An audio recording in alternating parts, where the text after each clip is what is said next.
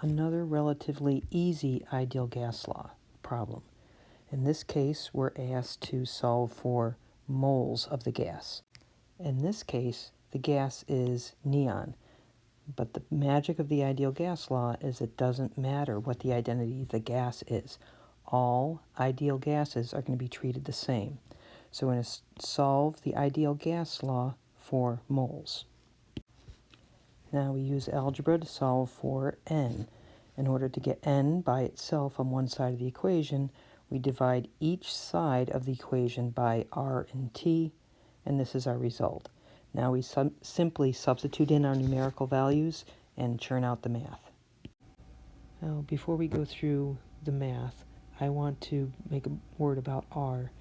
Make sure the number here, 0.08206, is with the units liter atmospheres.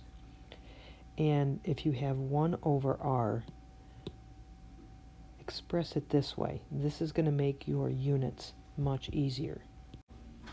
So if we're looking at our units, we see atmospheres cancel, liters cancel, K cancels, and the only unit that survives is moles, which is what we want. So we look at our sig figs, we see that we can justify 3 sig figs, and we're done.